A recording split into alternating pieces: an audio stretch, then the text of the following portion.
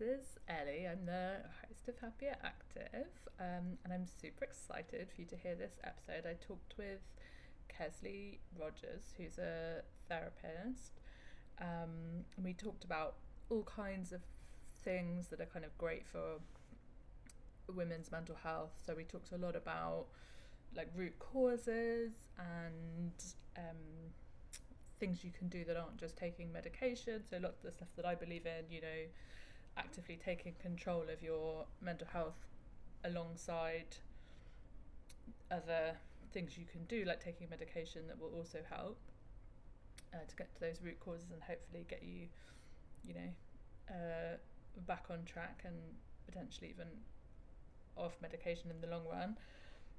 We talked a lot about, you know, strategies, sort of women's mental health issues, and some other stuff. So I think it's just a great episode, and she had loads of really interesting and helpful things to say. One thing that did happen, we recorded this a couple of months ago, and there was a big storm over me, and I kept getting tornado warnings. So a couple of the edit points are slightly odd, and that is why. It was quite far away from me, but in the county that I live in, and there's nothing I can do about them. You can't turn them off. They were just coming in. So it's the joys of living in Florida and our weather here, that a regular thunderstorm can occasionally generate tornadoes without much warning. So there was that. And on my end, my pregnancy course is now out and available on my website. The link to it is below. If you know anyone who's pregnant, if you think they would benefit from taking a course about, so it covers what I think is often a missing piece, so the kind of emotional side of becoming a mother, not just focusing on the baby, and things that you can do together as a couple to kind of get those good foundations and get really prepared for what's going to change in your life and maybe in your relationship, and some things you can do to prepare for that, and albeit with the understanding that it's quite a hard thing to prepare for until you're in it, but there are some things you can do, and I've designed it around common issues that I end up working with people postpartum, so we're trying to prevent them before they happen, or at least make them so if they do crop up for you, you actually understand what's happening and can get to the help before they become huge problems. And I think that's it. I've got lots of exciting things coming up in the next few weeks. But for now, enjoy this episode and have a great day.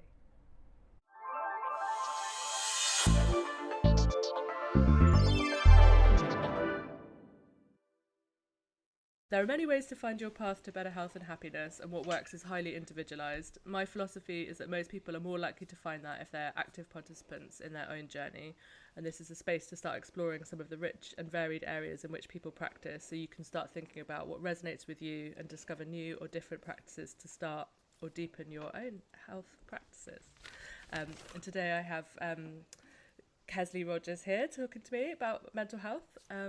Hi, and why don't you tell us a bit about what you do? Hi, so I am a licensed mental health counselor for the state of Tennessee, but I physically live in Alabama, so I kind of have that barrier there, but I also think it can be a strength just because I get to know both states and both of how they run things. I specialize in like neurodivergence, forensics, teen mental health, just overall behavioral issues. So really my biggest thing with mental health is trying to give a voice to the people who really lack a voice, while also helping them to gain their own voice in finding that strength and confidence while working on their mental health issues, to kind of get that voice so they can advocate for themselves. Oh, that is amazing and so important. I think I see a lot in women, but that's just because that's mainly who I work with, that kind of lack of confidence to speak up for yourself can hold you back so much, even when you know there's something wrong or something that but if you can't even advocate for yourself, it's really difficult to make any kind of changes. Yeah, for sure. And I think working with women, you probably see this sometimes too, but a lot of times at like the doctor's offices, at different places that they go, it's either like, oh, you need to go to therapy, or you need to go to a psychiatrist, or you need to like lose weight. Like those seem to be the answers overall for like whatever issue we have going on, is we just need to do those things. And like, It's either although anxiety or yes, you're too fat. That's it. yeah, like great, like yes, please send me the referral, but also there's other issues that could be going on. Just because their heart rate is elevated doesn't mean it's anxiety. Yeah, and I actually think that's why so many women in particular are turning to like alternative health and kind of other therapies, because they feel like they have to figure all this stuff out for themselves and fix it themselves, because they're not getting the support they need often from the medical industry, or it's such a fight to get the testing done that it's easier to try and figure out the root cause of problems themselves. Yeah, 100%. For me, like I found that even in my own stuff, is like I try not to Google things, but at some point I just have to, and like Yeah. read multiple articles to make sure I'm getting valid information, because I'm not getting that information from a lot of my providers. So I have some chronic illnesses, and I also like have ADHD and anxiety as well. So trying to navigate all of those things, because the doctor's just like, "Oh, this is your anxiety. This isn't your like dysautonomia that's making your heart rate go up." And I was like, "But I'm not anxious." Like, so trying to find that, like, it wasn't making sense to me. And so one of the things that really helped me, that I was like, oh wow, I'm really gonna have to start doing a lot of my own research, was I kept having high cholesterol levels, but not high enough that the doctor was like, oh, we're gonna put you on medication. And so I started looking, and I also have low vitamin D. Well, those two go hand in hand, which is not something we're taught in health class. It's not something that we're ever like taught. But if you have low vitamin D, your body can't produce good cholesterol, so then your bad cholesterol becomes elevated. And like as soon as I got my vitamin D levels to the where they needed to be, my cholesterol was fine. And like I was like, "Oh, like I was worried about this, and I was trying to make all of these changes to my diet when it didn't have anything to do with my diet. It had everything to do with that I didn't have any vitamin D." And I find this so strange, because we know that the majority of adults in the US have low vitamin D. And the only time I've ever had it addressed with me was when I was breastfeeding, because then they're trying to address it, and it's not for you, it's for your child. Yeah. It's the only time I've really had a doctor talk to me about it was when I was pregnant and breastfeeding. And other than that, they just kind of, and then they're always a bit surprised when I go and I say, when they ask what you're taking, and one of the things I always take is vitamin D. Yeah. And they're always a bit surprised, even though I just feel like it's not harmful. It's one of those things that should just be suggested to basically everyone, in the same way they say, diet and exercise. Well, also, are you taking a multivitamin, and does it have a lot of vitamin D in it? Right. And I think that's one of the things, like, I had a very holistic doctor that I was seeing at one point tell me, like, for a lot of women, it's good to just take prenatal vitamins. Not necessarily because, like, you're pregnant or wanting to be, but because it has all of those extra things in them that we need, but aren't getting from a regular multivitamin. And so it's definitely different. I think that's the biggest thing I always say at intake with any of my clients is like, have you been to the doctor? Have you gotten a physical? Because low vitamin B12 and vitamin D are two of the biggest ones that can cause a lot of mental health symptoms that people don't actually know that can happen.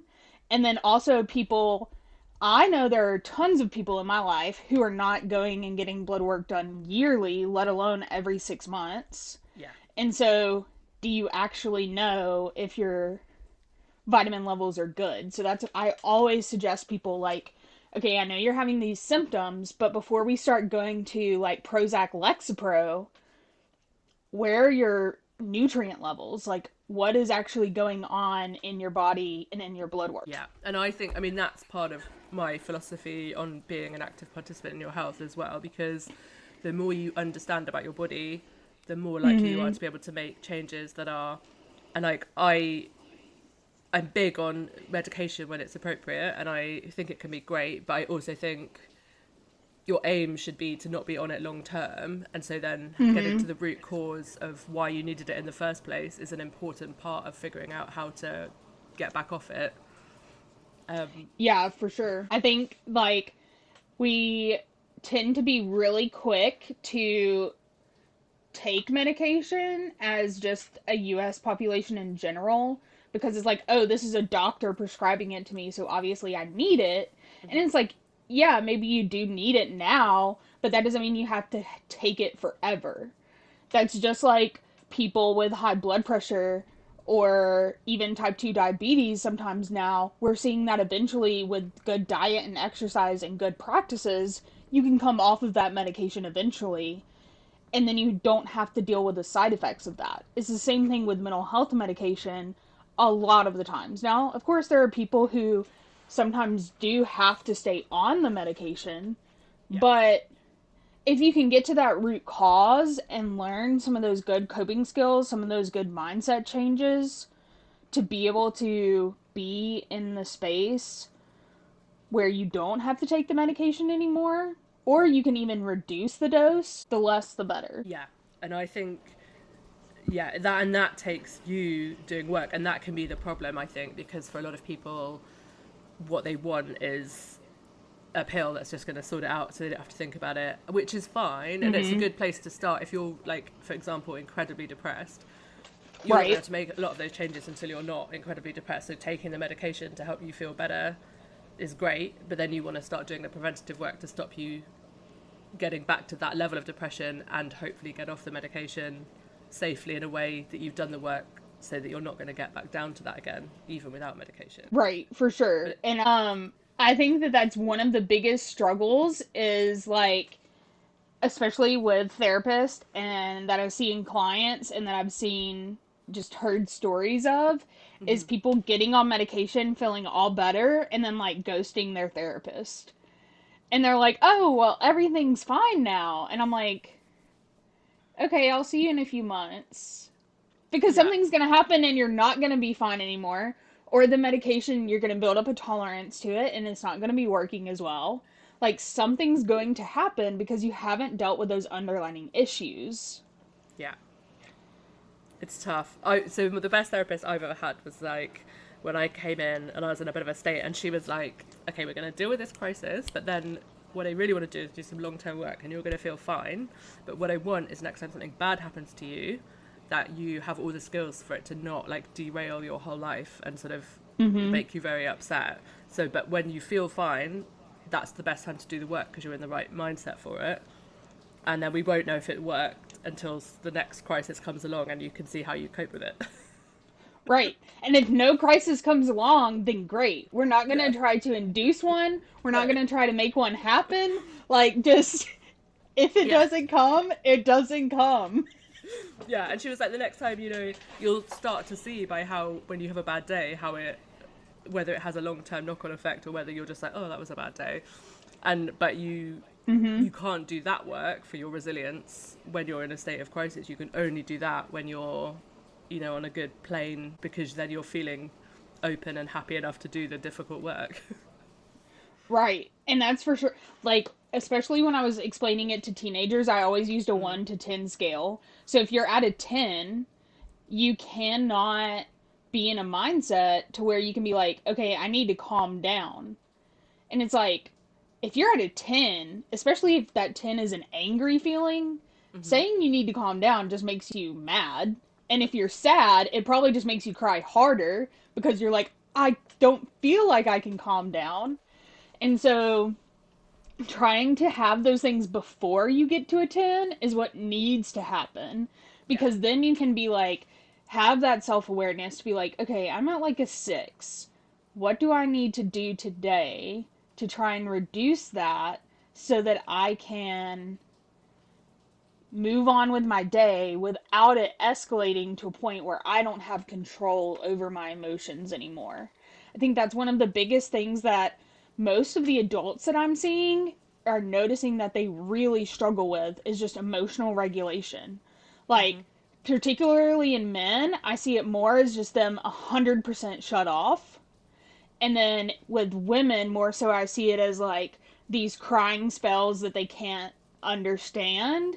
And they're like, I just dropped my shoe. I don't know why this is a big deal. And it's like, because everything built up to become a big deal. Like, and I think that that is the part that is really difficult for people, is to notice that we have to be aware of our physical health, our mental health, our kids' physical and mental health, our dogs' physical and mental health, our husbands, our partners' physical and mental health, our family. Like, we have to be aware of all of these things at one time. Yeah. And so, especially for women, like that mental load, okay, what can I take off? And for a lot of people, that's emotions. Like, that's the first thing that goes away.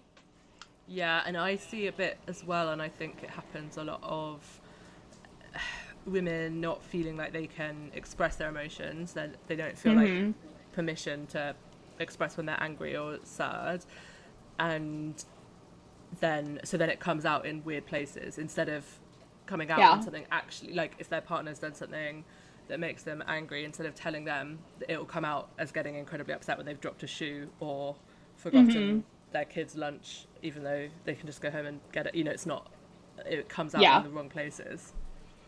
Right. And it's very displaced because there's no regulation and there's no awareness of their self. So then they end up taking it out in places that is very displaced.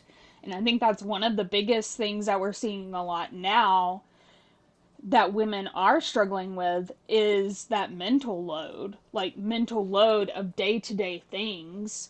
And that's one of the things that I work with a lot of my clients on, is trying to find things that we have in society that will help them to manage those things without feeling like they need to take medication every single day, or like they need to be angry with their partner every single day because their partner's not doing something.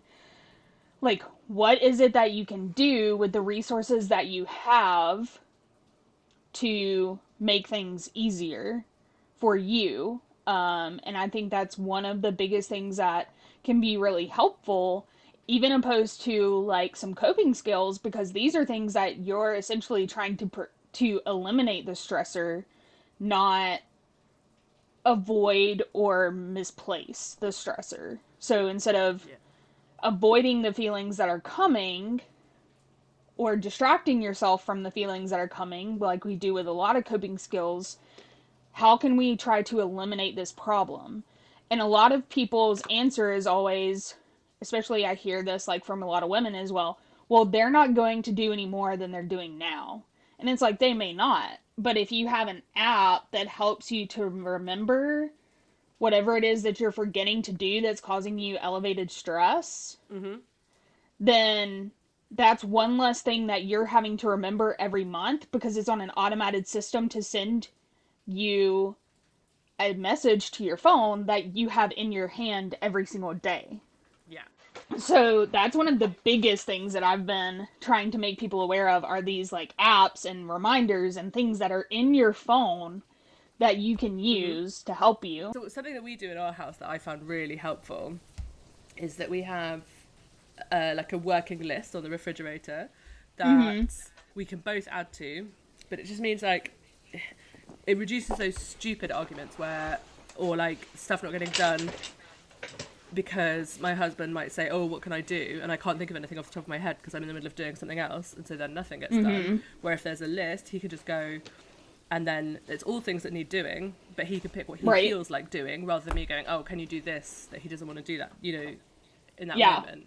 And we found that super helpful because it means stuff that needs doing gets done, but we don't have to have a conversation about it. And there's like choice for both of us about what are we going to, I'm just going to do one thing on the list.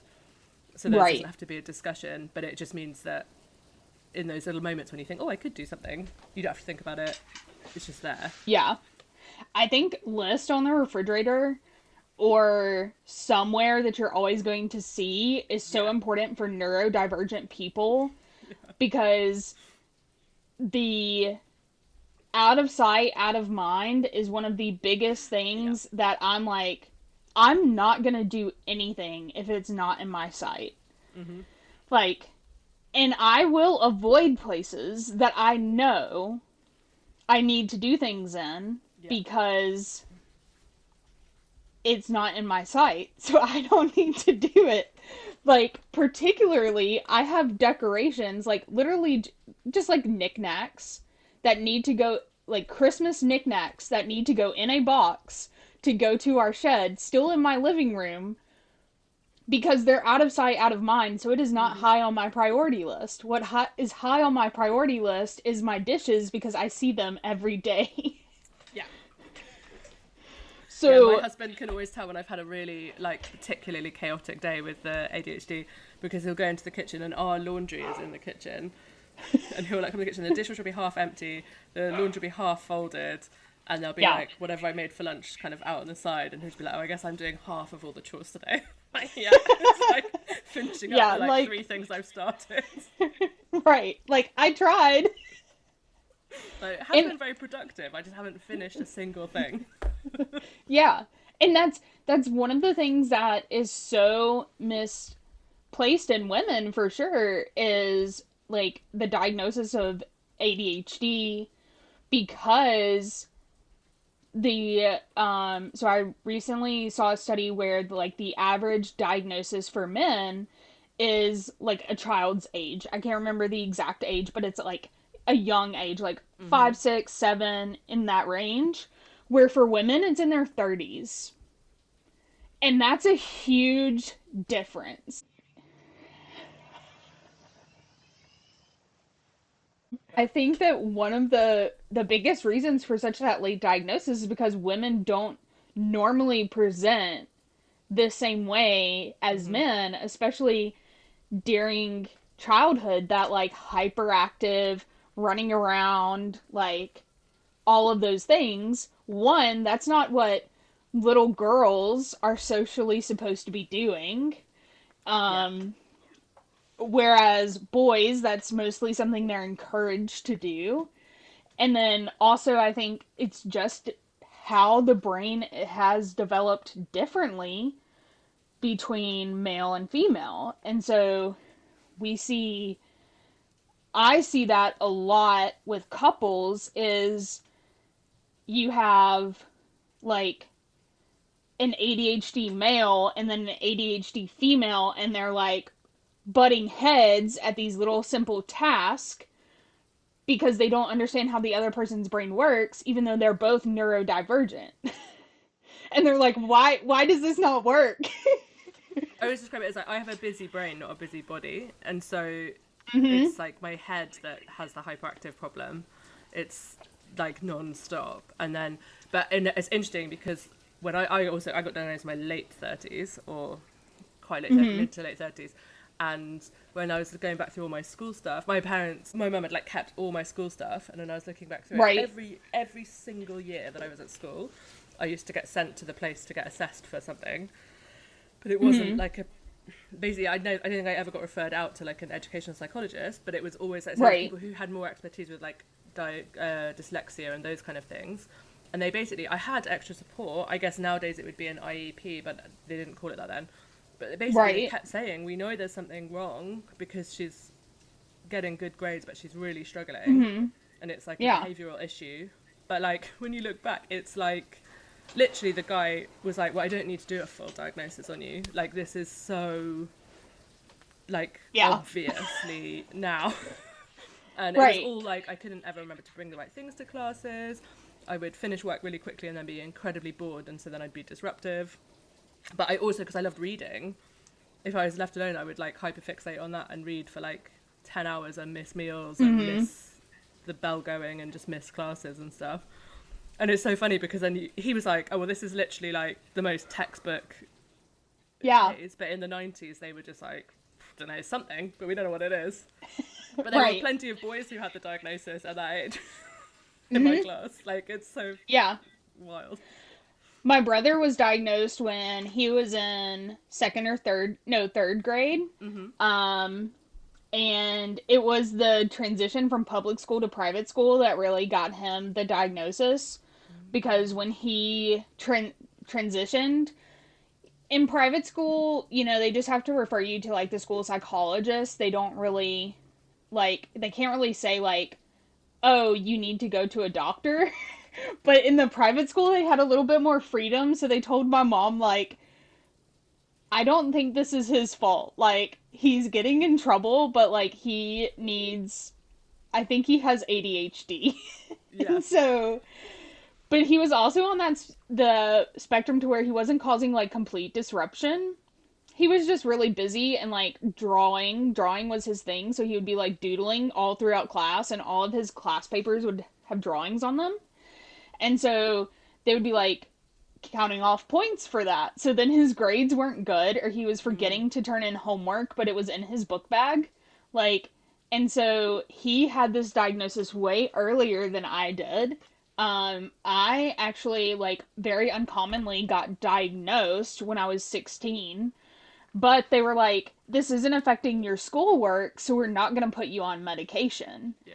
And I was like, okay, like, I was fine with that. I didn't really think that I needed medication.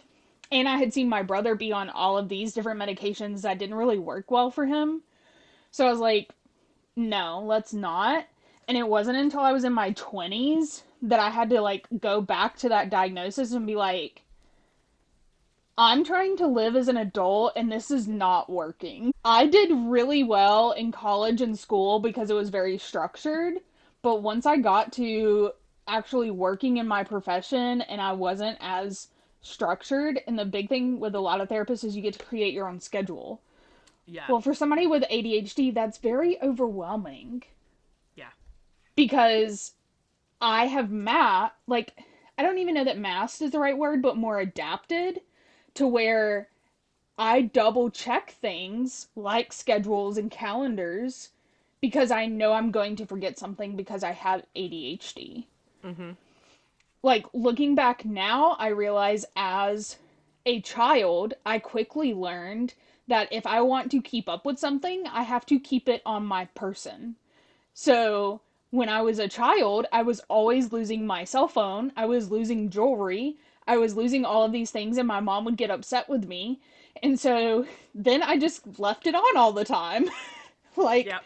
or, like, my cell phone, I would leave it on me and always carry it around with me. And people would be like, why do you always have your phone? Like, you're always on your phone. And I was like, if I don't have my phone, I will lose it. So it has to come with me. I don't think I've got it on me. Oh yeah, so my wallet, this is, even as an adult, is one of these, it's like this big, and it has a magnet on it, and it sticks to the back of my phone for the exact same reason. Otherwise, I have no idea where it is. I don't go out the house with it. Yep. You get to the store and you're like, oh, never mind.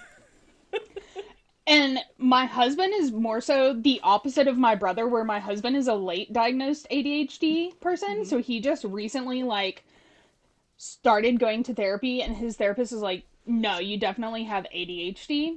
And so he did not learn all of these things growing up of, like, how to survive with ADHD. So I'm like, I need you to do this. Well, so I tell you what happened with me. So I listened to a lecture recently with quite a lot of new studies about fluctuating symptoms in ADHD and times in your life where and I definitely relate to that. And Yes. that kind of then would feel like it was a personal failure when they got worse. But what happened to me was after I had my daughter, got progressively. I'd been diagnosed, but when I was diagnosed, we were doing IVF, so I couldn't take medication. So I was doing a lot of the, like, behavioural stuff, and it was working really well when I was. It worked really well while I was doing hormone treatment. It worked really well when I was pregnant, and then once I had the baby, it just progressively, my symptoms got worse and worse and worse. And it basically, because of what you were saying, like, I used to hold everything in my head. So, like, I would never forget things, but I hadn't realised that was because my brain was constantly had about 8 things running that would be like, on, don't forget, on Thursday morning you've got this thing, Thursday morning you've got this thing. And when my baby was born, my whole executive function was just like, we've got to deal with the baby. I just couldn't manage anything else. And then when I went back to work, I literally couldn't. I'd get to my desk and she was in childcare and she was fine. I couldn't get any work done because my whole brain would be going, don't forget, in 3 weeks on Thursday there's a paediatrician appointment at 8 a.m, so you'll have to get up earlier. And it would just be on loop, complete, to the point that I just couldn't do anything else, because I think my brain got so worried I was going to forget important stuff that it couldn't distinguish between what was an important thing or what was something that was happening in 3 weeks' time. And from like 10 a.m. I'd be like, oh, don't forget, you've got to go and pick her up at 3 p.m. I just couldn't, I literally couldn't function. And it's kind of, and then so quickly, as soon as I started taking medication, that's all settled down. But what is interesting, because I didn't start taking medication until I was nearly 40, I hadn't realised how many like weird, unhealthy coping mechanisms I'd developed around, or like systems that just don't really serve me, because I was holding all that stuff in my head all the time and trying to figure out like new systems is that was the thing that was the most shocking. So what were some of the things you developed? So I think like around appointments and stuff, and like having things written down in everywhere, and sort of all these crazy where now I can put it in my diary and know that when the alert goes off on my diary, I'm actually going to remember it and it's going to stay in my head. So I don't need things written down in like 20 places that I hadn't even realised I was doing, because they just become like so normal. And then you're suddenly like, oh, normal. Like, people who are functioning well don't need things written down in 9 places. Right. And I think, actually, coming back to what you were saying with women and housekeeping, in particular mental load stuff, I think and I see it a lot with women, whether or not they're neurodivergent, if you're not managing that well, there's a lot of shame attached to that, because we traditionally think, like, I mean, wrongly, but that women should be able to manage that. So if you're not managing to keep your house clean and tidy, and you're not keeping on top of that, there's like so much shame around that it makes it even harder to like get the help, because you don't understand that that's like a symptom of other things that are happening. Right, for sure.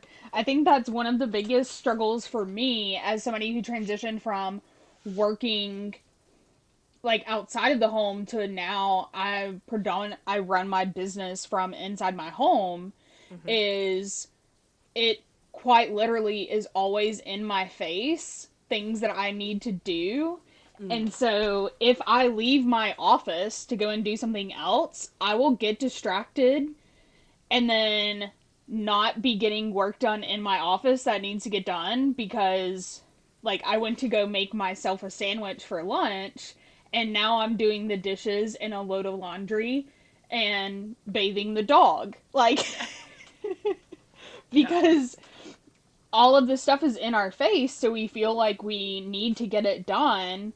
But my husband, who's gone to work all day and then comes home, is like, oh, well, like, I can now do this. But he's like, how did you get this done while working? And I was like, well, there were probably some things that didn't get done with work.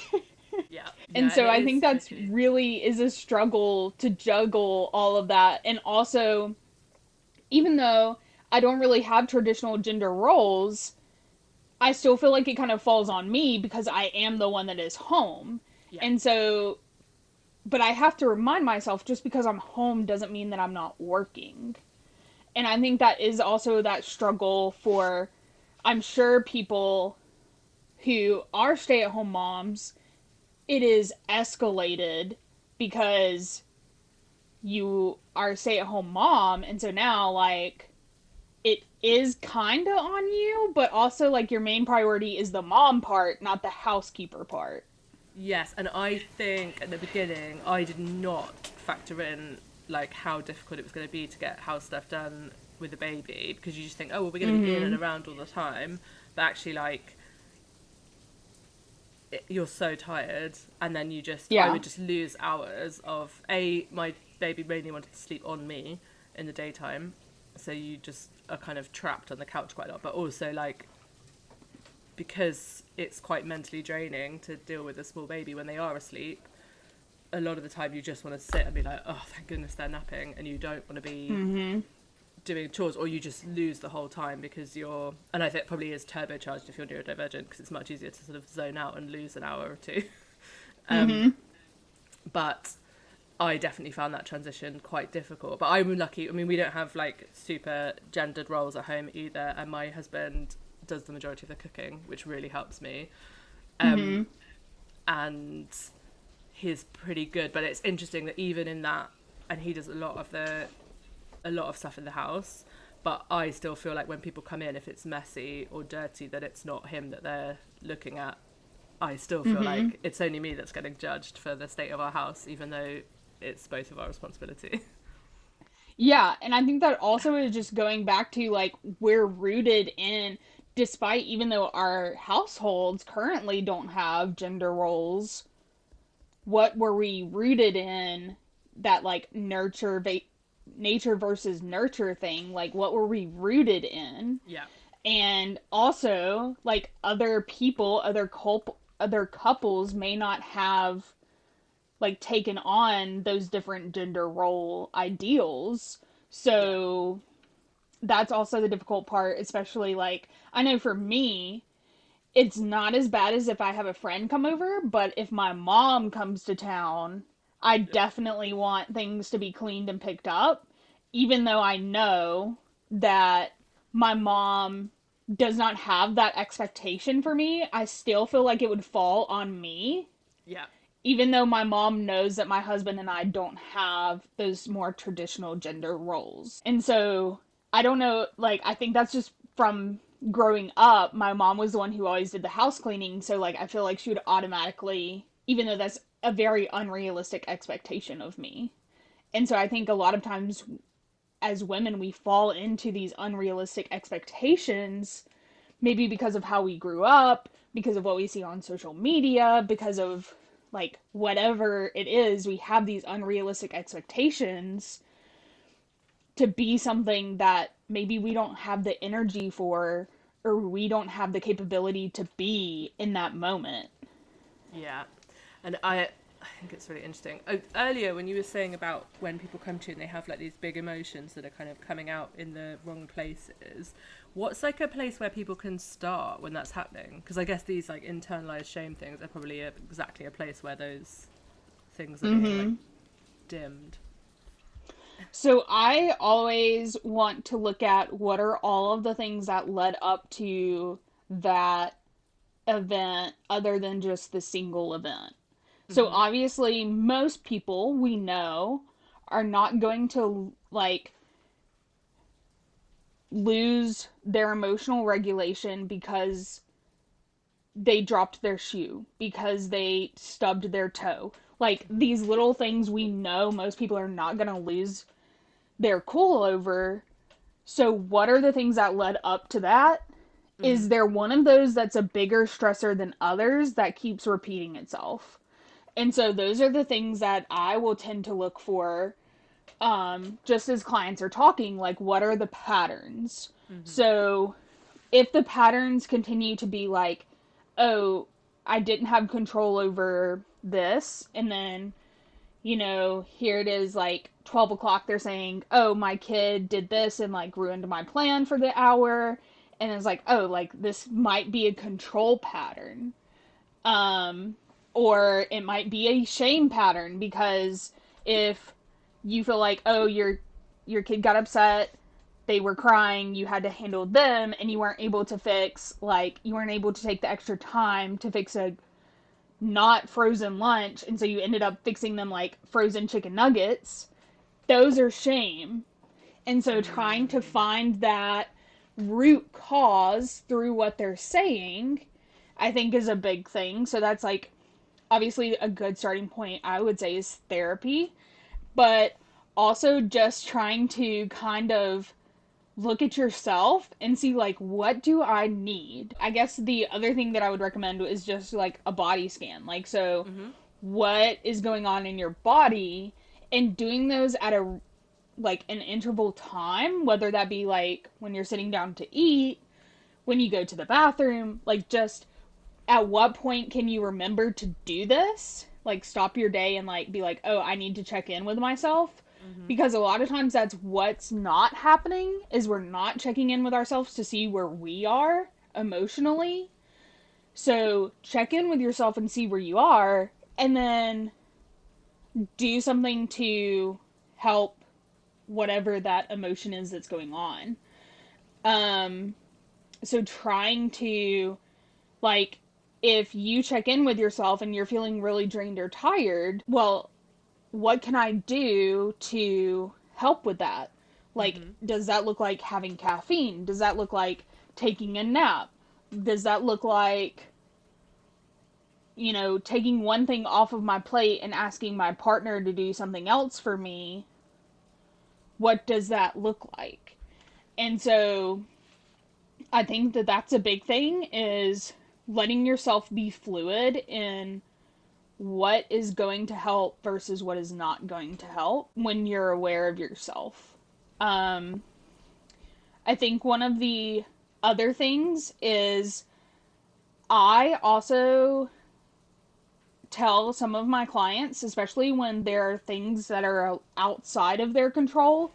So a lot of the stressors that we have coming in are outside of our control, but then we have these little stressors that are like pushing us over the edge, and then we lose our emotional regulation. So if you have all of these things that are outside of your control, planning times, especially for people who are just learning to regulate their emotions, planning times to just cry. Like, getting out some of those emotions, whether that looks like listening to a song that you know is going to trigger your heartstrings, watching a movie, whatever that may look like, just to have a good cry so that you are not carrying all of that emotion around. Because even if you're in, like, watching a movie and crying for someone else, not really yourself, because that's what's happening when the movies happen, you're still releasing some of your own emotions. So having that time to be able to release those things without judgment, without the fear of this is going to happen at a very inconvenient time, that tends to be one of the biggest struggles for women that I see, is like, this is so inconvenient for me. Yeah. Like, it is inconvenient for me to have emotions. And it's like, okay, well, let's make it convenient. When can we plan this? When is this convenient for you? Like, after your kids go to bed, in the morning before your kids get up, or in the morning before work, after work, whatever that looks like for you. Where can you put in that time to sit and feel your emotions and then do something about them? And I think that that can be really helpful and empowering, because it also helps people to feel in control. Like, I don't think people realize how much control you feel like you have when you actually feel the emotions that you're feeling. Like, that gives you a big sense of control to be like, I can feel this, and I can feel this freely without it bothering me. Yeah, and I think as women in particular, like, we get socialized from really young to be like pleasant and nice, and we're definitely not allowed to make other people feel uncomfortable by having big emotions, especially if they're like, I'm doing air quotes for audio, but like negative emotions, so like anger, sadness, and we often don't feel permission to have those feelings or have them publicly. And so I think being able to schedule in your time to be allowed to feel those is probably really helpful if you're someone who especially has been like conditioned to like bottle all of those right up. Right, for sure. And I think there's a lot of songs too that really reflect a lot of those things. I feel like music is a big thing that I really relate and like use a lot of metaphors to go back to. Because a lot of people resonate with music, right? So I listened to a lot of country music growing up, so one of the songs that I think about when I think of like that traditional, like, we're taught to be a certain way, is like, it's a song by Miranda Lambert that's Mama's Broken Heart. It talks about how her mom would react to a broken heart versus how she's going to react. So how her mom would like make sure that her mascara was not ruined, that her makeup was still perfect, that nobody saw her cry. Whereas she's like, I don't care if people see me, like, upset. Like, I am upset. This is what happens. This is what is supposed to happen. Like, I'm upset. And so I think that that really is a testament to kind of, we don't have to live in this, like, societal standard. And I think that that's something that is so difficult for us, especially being so engrossed and ingrained into social media, is, like, we don't have to live up to that social media standard, whatever it may be, because we're only seeing a fraction of those people's lives. Yeah, like, so that's not reality. Yeah, so when I say to new mums who are really overwhelmed, and they also often have a lot of time to, like, doom scroll, because a lot of the time their infants are, like, asleep on them or nursing all day and all night, and they're on the internet. And often the ones who really struggle if they have quite a difficult or needy baby, and then they're looking at all this mummy content and I'm like, okay, all the other mums, which is like 99% of them who have babies like yours, don't have time to post on social media beautiful videos of their baby sleeping, because like you, they are up all the time with the baby that isn't sleeping. And so, like, trying to remember, like, would you have time to make a beautifully curated video right now for your Instagram? No. And so all the other mums who are like you also don't have time for that. And you can find some more realistic accounts, and you have to teach the algorithm that that's what you want to see. But also just try and remember that that baby is a particularly unusual and easy infant. Yeah. And also, just because their baby is easy in that moment. Snapshot. Yeah. Yeah. Like, they literally could be recording the 10 seconds that their kid is not screaming during that day. And they could be recording all of their content for, like, 3 days in one day, because kids can change their, like, babies change their clothes all the time because they mess them up. So, like, they could literally be pre-recording all of that content in the good moments when that's not reality. Like, in the same way with, like, fitness and weight loss and, like, perfect bodies, like, those people could be recording all of that stuff on their good days, not the couple of days before their cycle. Well, and so, like, there's amazing accounts now, which I love, that show, that'll be like someone on the same day in the same shot in the same clothes, and they'll show, like, the difference of just changing their body angle, and then they'll do a pose that's, like, natural with their belly hanging out, like, not tensed, straight onto the camera, and then one where and it's amazing how just these small adjustments, they'll just move the position of their shoulders a tiny bit and change the way their pelvis is tilting, and they look completely different. And just seeing those kind of things really helped me to realize, like, oh, okay, actually that lady does look exactly like me, but she just knows how to stand better for photos. Yeah, like, I just don't know how to stand that way. Yeah. And that really helped me, like, oh, this is not it's not me. Yeah. It's just. And I think that's one of the best things, is just to, like, purge your account of those people who are not showing you that realistic content. I mean, if you want to keep a couple of them, cool, but you don't have to fill your mind with completely unrealistic content all the time. Yeah, especially if you know it's making you compare yourself. If you're have a healthy relationship with it, it's fine. But if it's feeding into this idea that you're not good enough and you're failing at something that you're definitely not failing at, then it's, yeah. And I think also the biggest thing is, like, giving yourself grace. Like, okay, just because you're seeing a video of a mom doing all of this stuff for a kid's Valentine's Day party doesn't mean that they're also doing all of that for Valentine's Day, Easter, Christmas, Thanksgiving. Like, just because you see this for one holiday doesn't mean that that's what's happening for every holiday. And just because, like, you do this for one birthday doesn't mean you have to do it for all of them. Like, my mom was super big on birthdays as a kid, but my brother didn't want big birthday parties, so it was always, like, I tended to be the one that got the big birthday parties, so my brothers tended to be more of the break. So, like, he would want people over, and he would want, like, bigger gifts, where I was like, I would rather have a bigger experience with my friends. Yeah. And so, like, also that's just a difference in girls versus boys, too, because at that time, a lot of the, like the video games, and my brother was really into video games, so those were more expensive. Where I was just like, just give me some clothes.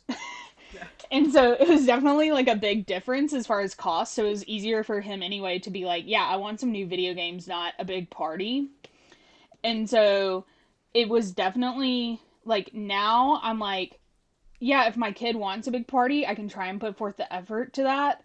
But it's not something that like I have to do every year, nor is it something that like has to be a big expectation. And so I don't have kids yet, but like even with my dogs, if I have the energy and I have the time, I will go to the pet store and like like get a cute like little birthday treat or whatever.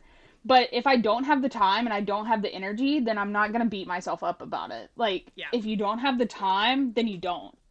I know, this year was the first year we missed one of the dog's birthdays, and then we were like, right, my husband's like, right, we're going to go get steak, then we're going to share it with the dog. The same thing, but like, she didn't actually know it was her birthday, it's fine. Yeah. If you feel bad about it, one night this week, we're going to have like a really nice dinner, then give her some of it, and then we'll all feel better about it. Right. But like, do the things that make you feel better about it. Like, and also give yourself the grace to have that experience. Like, and to be able to enjoy the time. Because if you're running around like Walmart, Hobby Lobby, Target, all of these places trying to get all of these things to meet these expectations that you have so you can look like these Pinterest moms or these people that you're following, or just because you want to do these big elaborate things, how much quality time are you actually getting with your child? Like, at what point is what important? Yes, and this is what I say, I try and frame this for people, like, try and remember the things that you really remember from your childhood that were like the amazing days, or the things that you like tell people about, and almost always they're not like getting a bike or this huge party. They're almost always like weirdly like, oh yeah, one time we had this like amazing board game night, or like I went on the train with my granddad. You know, they're quite often quite small things that are about quality time that children actually remember, not the party that had the exact right decorations that meant that your mum wasn't there for a week because she was cutting out bits of Bluey or whatever. Right. Like, I and my mom would probably like cringe at this thought, but the majority of these birthdays, like my mom really started going all out when I like was like 10 or so. And the majority of them I can't remember. Yeah. And like those are still years that like, oh, you have like strong memories for. Like I don't remember them. And like that's not saying that they weren't important or they weren't cool. And if I thought about them harder, I probably could. And there are some that I do, like my Sweet 16, like I have strong memories from that. Like my 15th birthday, I have pretty strong memories from. But like outside of that, there are not major events that I have really strong memories for. More so, I have strong memories for like my 21st birthday, where it was just me and my family eating dinner in our dining room.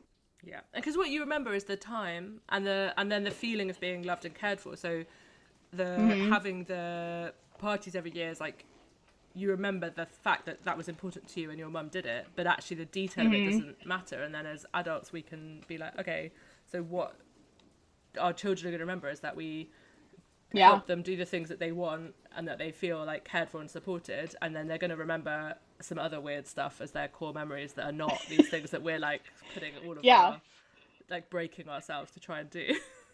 Right. And like, what are the things that are going to be important, 10 years down the road? And that's where it's like, if it's important to you to have a big birthday party for their first birthday because that's what's important to you, even though your kid won't remember it, then that's what's important to you. But also give yourself grace if everything doesn't go exactly as planned. Yeah. It's just like a wedding. Like, you see, there are so many things with weddings that behind the scenes, it looks like complete chaos. But during the actual wedding, nobody else sees that. And that's exactly what the memories are going to be like and the pictures are going to look like when you're looking back on, like, these little events. is you're not going to see the chaos in the pictures. And even if you do, you're probably going to laugh about them. What more you're going to see is the good moments that you're actually spending quality time together and the sweet moments together, not the big moments. So I think that's a big thing where that mental load just feels like so much, but so much of it also is just like, where are your expectations? Like, what expectations do you have for yourself that maybe are not very realistic for somebody in your position? Now, of course, if you're somebody who has like a nanny and a housekeeper and can afford to do all of these things, like, go right ahead. Like, but if it's not realistic for you to do that because you have to clean your house and you have to watch your baby, then it's not realistic.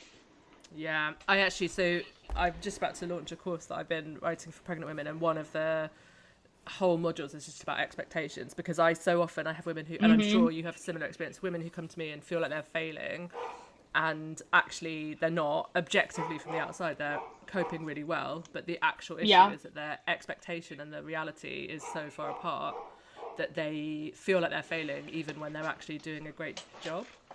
Yeah. Because they didn't, and that's so difficult. And I think that's one of the biggest things that just people with mental health issues in general, like, not just moms, not just women, but just people in general, like, they think that just because I take this medicine or just because I go to therapy, like, things are going to be 100% better.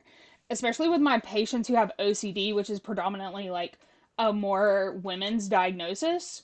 Mm-hmm. Like, those women really struggle because they're like, oh, well, like, my goal should be 100%, like, no OCD events. And I'm like, no, like, that's not realistic. Like, this is not something that's just going to go away, like, because you're doing these things. What is realistic is, like, dealing with them better than you dealt with them the day before. Mm-hmm. And if you are struggling to, like, emotionally compartmentalize, then what is important is that you do that better than you did the day before. Not 100% perfection, but you just want to be better than you were the day before. And that's where I think things are more realistic, is where are you versus yesterday you. Yes.